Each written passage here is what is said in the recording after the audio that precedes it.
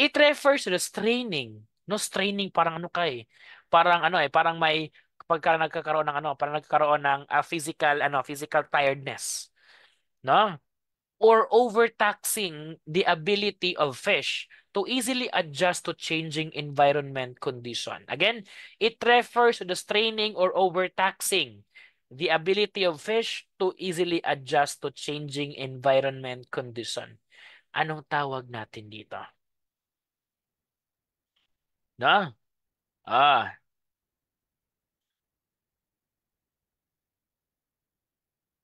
is it acclimatization?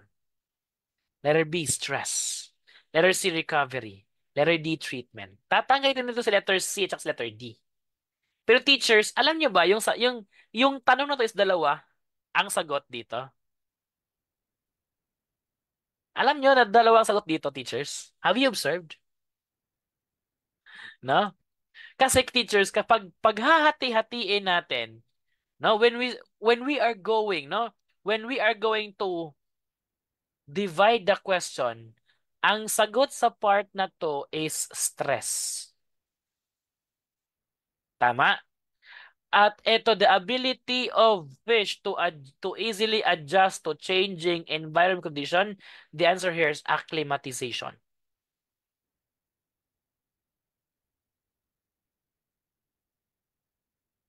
Di ba?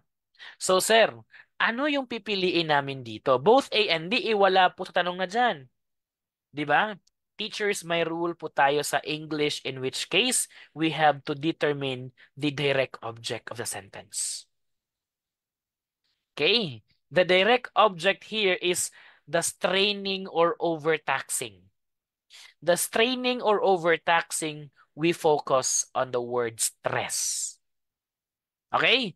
Sasagutin ko to I'll just give you a hint on this one, ha? So, hindi po siya A at saka B. No? But then, we have to make sure that we only have one answer here. And that should be the stress and not the acclimatization. Bakit? Ito po yung another rationalization dito. Kapag si fish, nag-a-adjust po siya sa environment or sa new environment niya, di ba given na naman si stress po siya? Tama?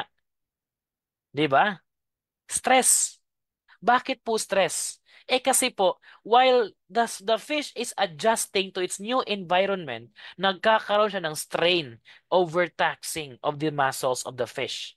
Therefore, stress is far more acceptable answer here compared to acclimatization. Kahit nga minsan ikaw, di ba? When you try to be in the different or in the new environment, no?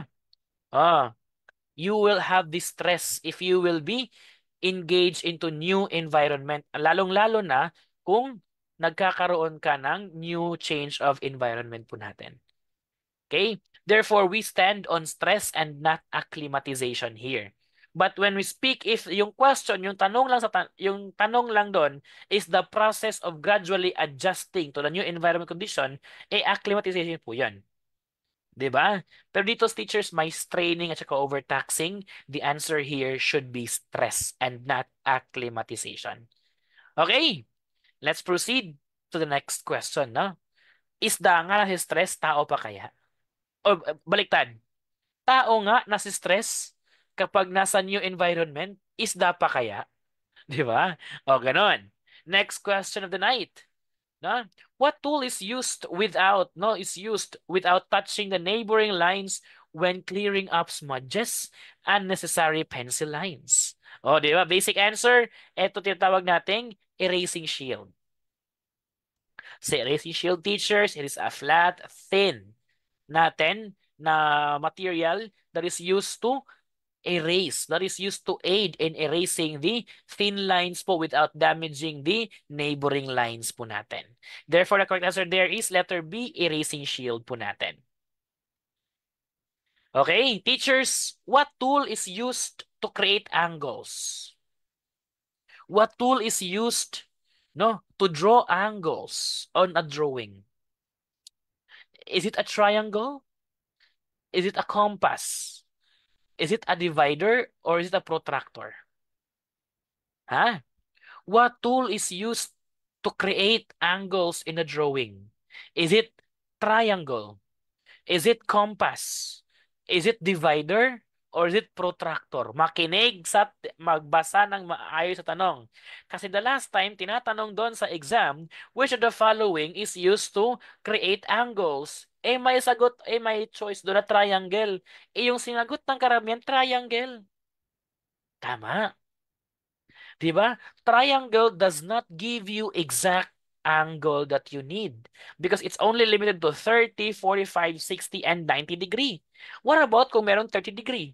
What about kung meron 25 degree? What about kapag meron tayong ganitong mga degree, di ba? The answer there supposedly should be protractor. Again, protractor po yung tamang sagot.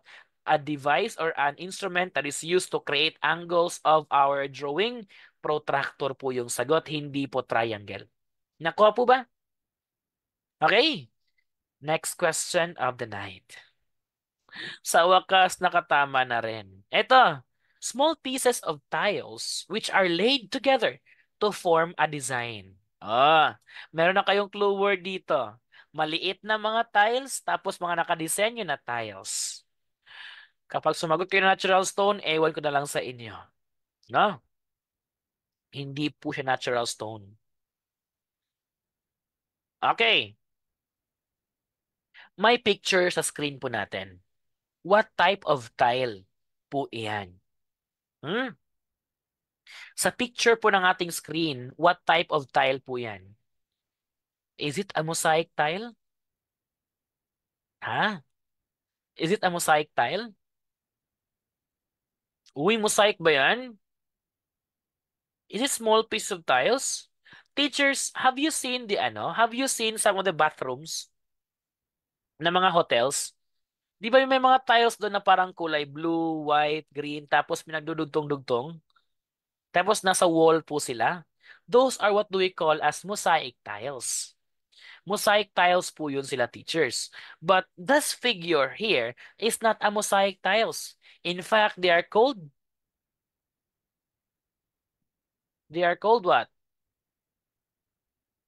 Quarry blocks. Quarry tile or quarry blocks. No, these are quarry blocks or quarry tiles teachers. These are unglazed. Pag sinabi nating unglazed, hindi po makintab. Hindi po sila makintab. No, they can withstand to a higher temperature. At the same time, they are thicker by nature. Saan po sila ginagamit, sir? Since unglazed po sila, automatic non-skid. Hindi nakakadulas. No, hindi nakakadulas yung mga tiles na yun. Ito po yung mga bagay dito. Yung mga tiles para sa bathroom, yung mga tiles para sa kitchen, sa mga mudroom, sa mga patio, sa mga hallways or walkways, even a swimming pool. 'Di ba? Even our swimming pool. Dapat meron tayong quarry tiles doon. Na. So, sir, ano po ba yung mukha ng ating clay tiles? Sino sa inyo dito nakakita na ng clay tiles? Tell me saan inilalagay yung clay tiles natin. Sa school namin, daming clay tiles doon. Sa school namin. Ito yun, oh. Bricks. Ito yung teachers, oh. Have you seen this type of tiles?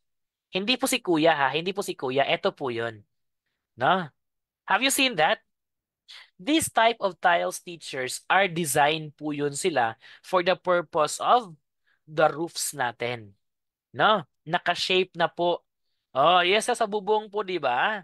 Sa mga mayayamang mga mayayamang mga bahay, 'di ba?